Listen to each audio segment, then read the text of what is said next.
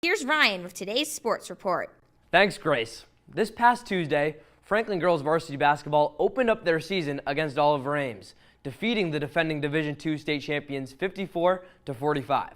Franklin was in control throughout the first three quarters and were able to fend off a late fourth quarter OA comeback as four Panthers scored in double figures. Now, Franklin turns their attention to tonight's matchup against King Philip. The Warriors defeated Stoughton by 23 points in their season opener and will look to end Franklin's streak of 43 straight Hockomock League wins. We'll see if the Panthers can make it 44 in a row, with tip-off set for 6:30 tonight. Grace, back to you. That's right. I'm here with our wrestling mats just above the Franklin High Gymnasium, where last week it was Franklin Wrestling who honored their class of 2023 on their senior night. Now, in that match, it was a highly anticipated contest against two of the best teams in the Hockomock League, with Franklin facing off against the undefeated Taunton Tigers. Before the match, it was Franklin who honored their 6 seniors in a pre-match ceremony. Now, while Franklin ended up losing that match, it was still a great night for Franklin Wrestling, their seniors, and their families. For Panther News, I'm Ryan Martin, reporting.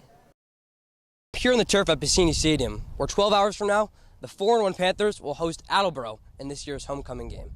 Now, for the Bombardiers, they're sitting pretty with a 4-2 record and coming off a big 42-19 victory versus Stoughton last week. Do they have what it takes to come in here and take down Franklin, who is nice and fresh off a bye week? Or, for the 6th straight homecoming weekend, will it be Franklin finding a spot in the win column? A lot of questions to be answered tonight. Back to you, John. I'm here at Fenway Park with the historic Green Monster in the background.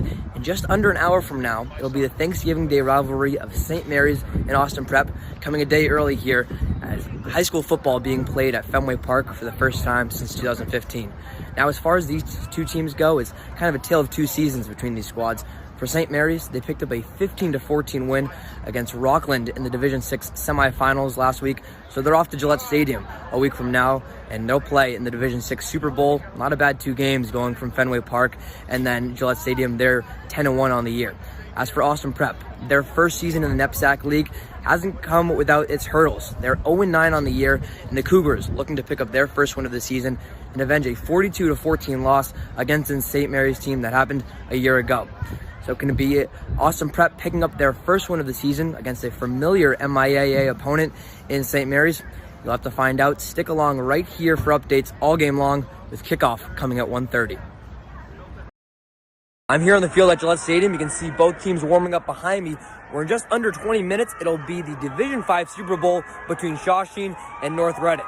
Now, for North Reading, the Hornets are 10-2 on the year, and they won their last game in pretty dramatic fashion.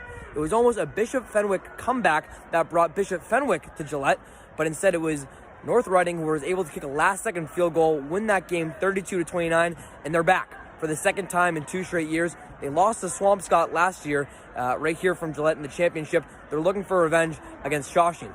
Shawsheen, they're 12-0 on the year, and they're looking as the 4 seed to upset the number 2 seed Hornets. Can they do it? We'll find out here. Division V Super Bowl coming up.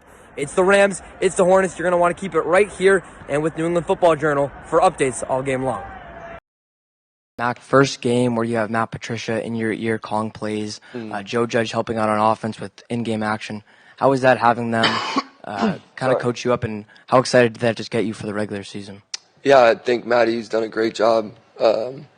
He's one of the most brilliant people I've ever been around in terms of football knowledge. So, between all the coaches we have, it was Mac Jones who was talking about Matt Patricia. Yeah. Patricia is obviously a topic, as he is now the unofficial offensive coordinator. He's at least the guy, by appearances right now.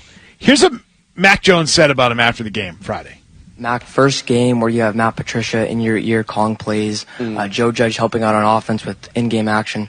How is that having them kind of coach you up, and how excited did that just get you for the regular season? Yeah, I think Matty's done a great job. He's one of the most brilliant people I've ever been around in terms of football knowledge. I never said he looked hot. Felger and Max. He's got like that tapered torso thing. 98.5, the Sports Hub. Mac, first game where you have Matt Patricia in your ear calling plays.